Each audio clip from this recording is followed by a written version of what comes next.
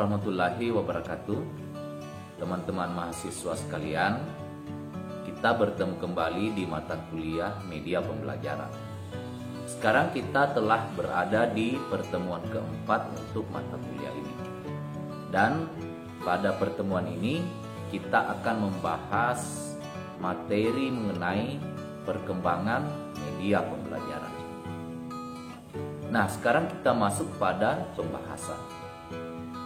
Berbicara mengenai perkembangan media pembelajaran, perkembangannya itu sangat dipengaruhi oleh perkembangan teknologi, sosial, dan kondisi ekonomi masyarakat. Pada sejarah perkembangannya, pada tahun 1600-an, penggunaan media visual, media gambar untuk proses pembelajaran itu dipengaruhi oleh perkembangan teknologi percetakan ataupun surat kabar, di mana dengan bertumbuh pesatnya surat kabar, maka para guru mulai menggunakan gambar-gambar untuk mendukung proses pembelajarannya, sehingga ada sebuah gerakan yang dikenal dengan gerakan visual. Nah, selanjutnya pada tahun 1800-an, perkembangan teknologi fotografi, telepon juga semakin mendorong para guru untuk menggunakan media gambar ataupun media visual di dalam proses pembelajaran. Dan pada awal tahun 1900-an Masehi, dengan ditemukannya radio, teknologi film, dan alat perekam, maka penggunaan media dalam proses pengajaran berkembang dari media visual ke media audio, sehingga para pendidik sudah mulai menggunakan media audio, alat rekaman, dan media visual di dalam proses pembelajarannya. Kemudian pada pertengahan tahun 1900-an, perkembangan teknologi televisi, satelit, dan surat kabar digital juga telah mendorong para pendidik untuk menggunakan media video, media audiovisual untuk mendukung proses pembelajarannya di kelas. Dan kemudian pada akhir tahun 1900-an, perkembangan teknologi komputer, internet, video, DVD, dan TV satelit yang sudah semakin canggih juga telah mendorong para pendidik untuk menciptakan sebuah mesin learning, sebuah mesin belajar yang dijadikan sebagai sarana pembelajaran yang diorientasikan untuk mendukung proses pembelajaran. Dan kemudian pada tahun 2000, teknologi multimedia telah semakin canggih, bahkan sudah menjadi bagian yang terkoneksi dengan jaringan internet. Nah, sehingga telah memberikan pengaruh yang cukup besar terhadap kegiatan belajar mengajar siswa, di mana siswa dapat belajar secara mandiri menggunakan multimedia interaktif yang dapat dimanipulasi dan dapat memberikan feedback terhadap perkembangan proses pembelajarannya. Nah, di mana sekarang ini kita sudah mengenal yang namanya video interaktif, e-learning, dan multimedia lainnya. Nah, itulah penjelasan singkat mengenai sejarah panjang perkembangan media pembelajaran, mulai dari penggunaan media yang cukup sederhana hingga penggunaan media-media yang memiliki teknologi yang serba canggih. Nah, teman-teman mahasiswa sekalian, selanjutnya kita masih akan membahas mengenai perkembangan media pembelajaran, namun dengan sedikit perspektif yang berbeda. Selanjutnya, revolusi perkembangan media pembelajaran. Nah, sebelum kita membahas lebih jauh tentang revolusi perkembangan media pembelajaran, teman-teman mahasiswa perlu memahami terlebih dahulu bahwa pembelajaran itu sudah berlangsung cukup lama sekali. Jauh sebelum ditemukannya media-media atau teknologi dalam pembelajaran itu sudah berlangsung pada zaman dahulu, di mana pembelajaran pada saat itu dari guru dan masih mengandalkan metode ceramah. Jadi proses belajar mengajar itu masih berlangsung secara pasif, ya, di mana guru memiliki posisi yang sangat urgen dan sangat penting dalam proses belajar mengajar. Karena satu-satunya sumber belajar utama pada saat itu hanyalah guru. Jadi belum ada media berupa alat tulis yang bisa dimanfaatkan dalam proses belajar mengajar. Nah, sehingga ketika guru tidak hadir di hadapan siswa, maka siswa akan mengalami kesulitan dalam melakukan proses belajar mengajar. Karena seperti yang saya katakan tadi bahwa pada saat itu guru hanya satu-satunya sumber belajar yang ada. Nah, namun seiring berkembangnya waktu, maka muncullah ide atau pemikiran untuk memanfaatkan sebuah media yang dapat digunakan dalam proses belajar mengajar, yang dapat membantu guru dengan siswa dalam melakukan proses pembelajaran. Nah, muncullah ide untuk menggunakan atau memanfaatkan kulit. Nah, kemudian menjadi cikal bakal ditemukannya teknologi kertas. Nah, kulit yang dimanfaatkan pada saat itu berasal dari kulit binatang atau kulit kayu. Nah, media sederhana inilah yang dimanfaatkan oleh guru bersama dengan para siswanya untuk digunakan sebagai alat tulis menulis pada saat itu. Nah, kemudian berkembang lagi ditemukannya teknologi kertas.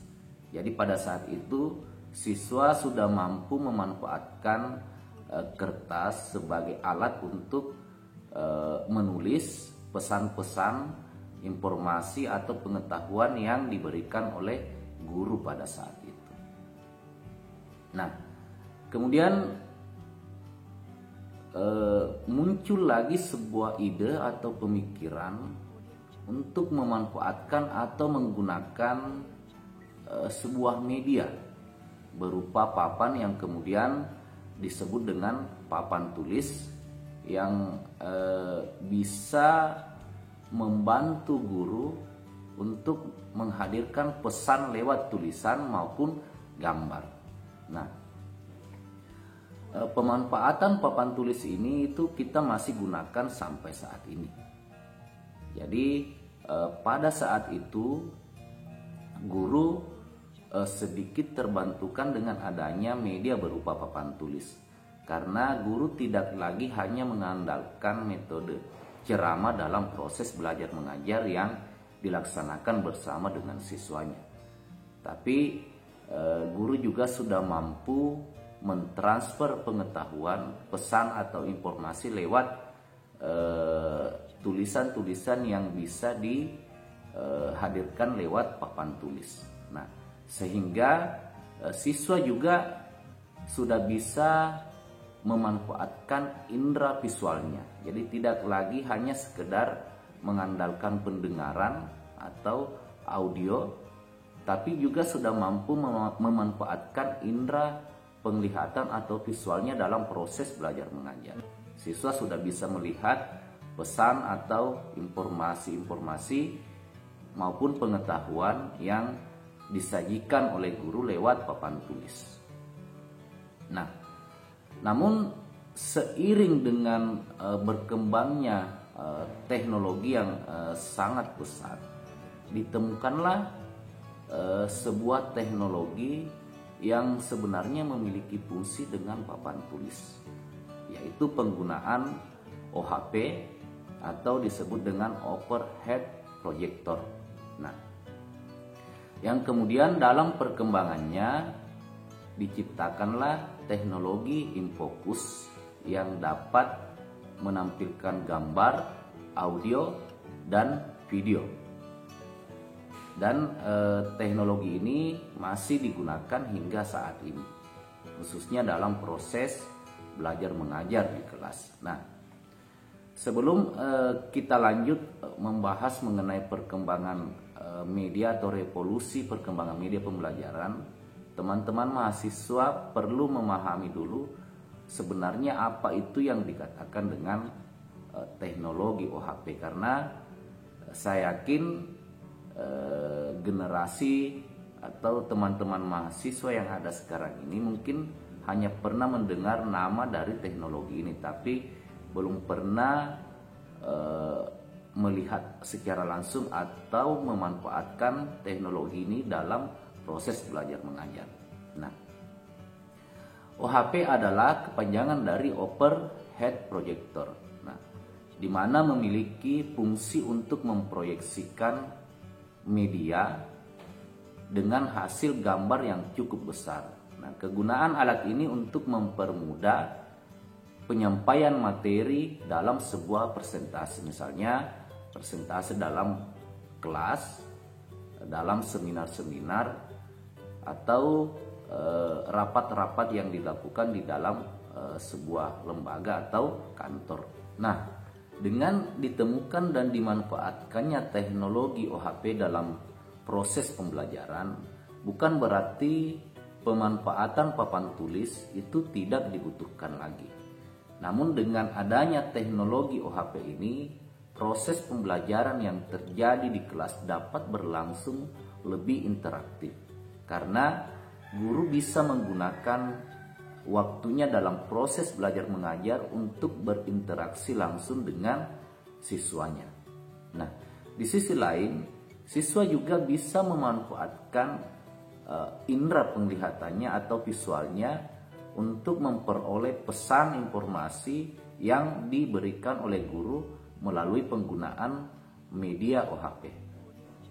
Nah, namun seiring dengan berkembangnya atau perkembangan pesat dunia teknologi pada saat itu, pemanfaatan teknologi OHP ini mulai dianggap kurang efektif dan efisien dalam proses belajar mengajar, karena dalam memanfaatkan alat ini itu dibutuhkan teknik khusus ya dalam pemanfaatannya. Kemudian bentuk dan bobotnya juga yang cukup besar, sehingga dianggap kurang efisien lagi dalam pemanfaatannya, baik dalam proses belajar mengajar maupun dalam kegiatan-kegiatan lainnya, misalnya dalam kegiatan seminar maupun rapat-rapat di sebuah lembaga atau kantor. Nah, berangkat dari pemikiran itu muncul lagi sebuah ide untuk menciptakan sebuah alat atau teknologi yang sebenarnya serupa dengan teknologi OHP ini, namun dibuat lebih efektif dan efisien, dan tentunya dengan teknologi yang jauh lebih canggih. Nah, muncullah teknologi yang disebut dengan infocus atau biasa kita sebut dengan LCD proyektor. Nah, di mana alat ini tidak hanya mampu menghasilkan atau memproyeksikan sebuah gambar, tapi juga sudah bisa menghasilkan suara dan video, ya baik itu gambar atau video diam maupun yang bergerak.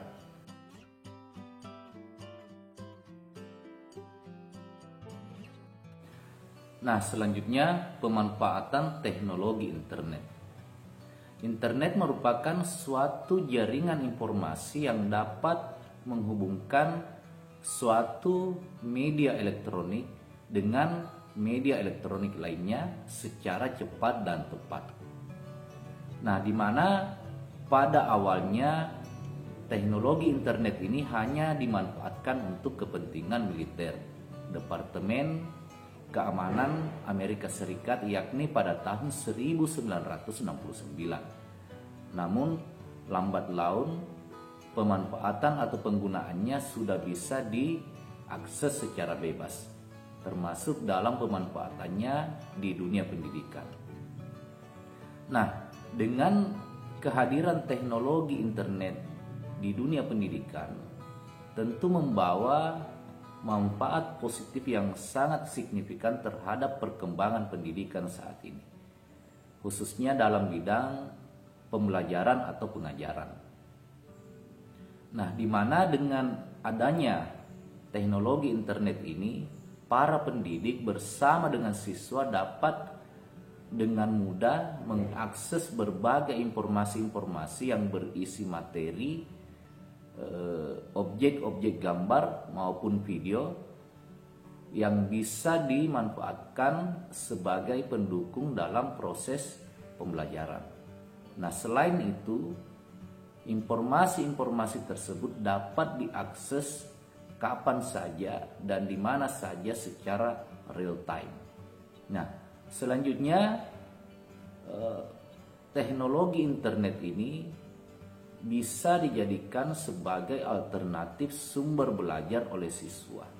Jadi para siswa tidak lagi terlalu bergantung pada guru.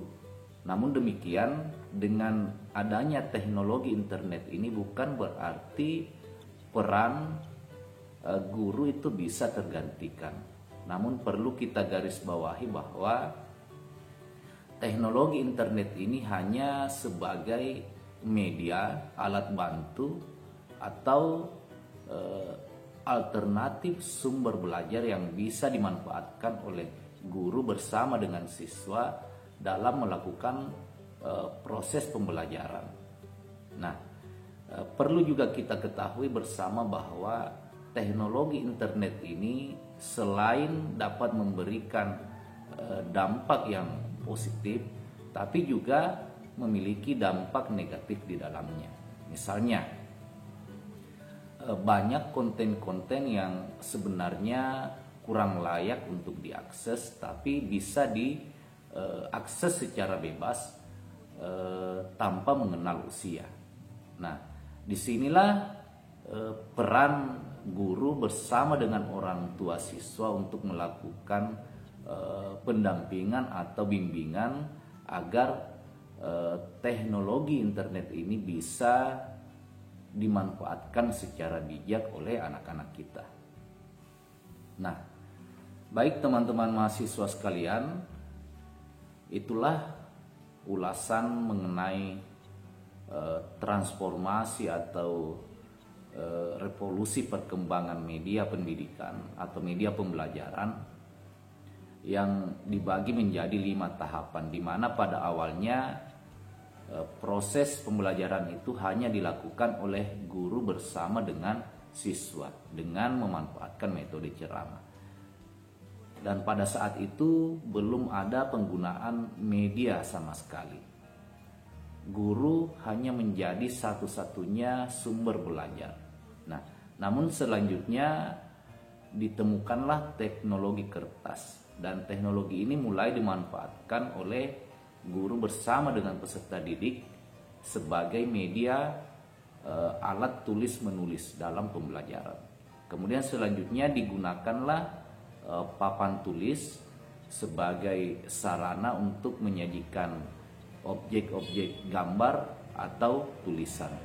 Nah, dan seiring berkembangnya teknologi, khususnya dalam teknologi digital, ditemukanlah teknologi berupa OHP, di mana memiliki fungsi untuk memproyeksikan objek-objek tulisan maupun gambar dengan hasil gambar yang lebih besar. Nah, kemudian dari penemuan teknologi OHP inilah kemudian dikembangkan teknologi infokus yang tidak hanya bisa memproyeksikan objek gambar dan tulisan, tapi juga sudah mampu menghasilkan suara maupun video.